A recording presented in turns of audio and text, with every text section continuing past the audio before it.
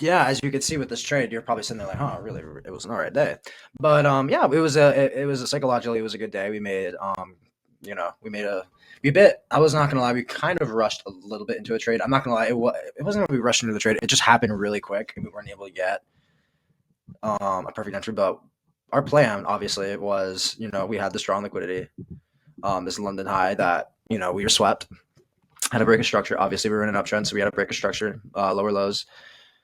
We had this 5 minute bearish for or bullish for value gap that we said that we were going to enter in as soon as it inversed, but we did, and it, yeah, we got in. I'm not gonna lie, we got in, and I'm not gonna. We got in a little late. Um, I wanted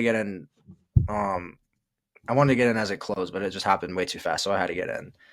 And I'm not gonna lie, we had this PT target right here that we immediately hit. So um yeah, it worked out. It worked out. I'm not gonna lie. I wanted to get the sell side a little bit right here, but my mentor and everyone else, and it was just getting out, and it ended up being the right decision. You see this went right back. So if I didn't take profit, it would have been a break even trade. Either way, I would have made it a break even, 100%. About right, yeah. Literally at my exit, I would have made it a break even. So it's no big deal.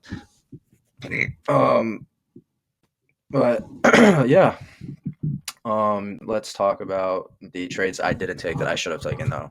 Yeah, let's talk about this real quick. So, two trades that I definitely should have taken. We had this rejection off Asia high. This is the trade that RP and everyone took. This we were coming and we were rejecting this Asia high.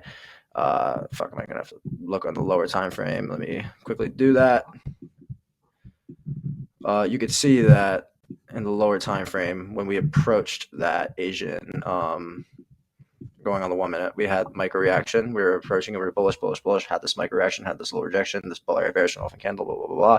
Should have gone in right there. Would have targeted the midpoint. Would have worked out perfectly. Now, another trade that I should have taken. This was, yeah, clear, big, just textbook rejection off that Asia high. Another trade I could have taken perfectly here. This is another trade. I could have wanted in right at the midpoint right here. I would have given myself about to 704. Yeah, so it wouldn't have stopped me out. And I would have targeted either this high, which wouldn't have given me a great risk reward, or if you were to look up, if we were bullish until proven wrong, could have taken out this level, which it did. So going to 3 risk to reward. How long would it have been? How long would it have taken to do that? Or 1 to 4? Damn. 11. Yeah, it would have worked out perfectly. That would have so two trades that I honestly could have taken back to back, and that both would have made sense. So yeah, missed out on these two. I told myself I wasn't going to look at ES because I was so focused on NQ and off. So it didn't. I didn't see the break and resistance I wanted to do. So because we did break to the downside, wanted to see if I could get in, but it didn't. So yeah, all good. No worries. Today was a good day. We were agreeing on the day. So missed out on trades because I just wasn't looking at ES. Not going to make that mistake again.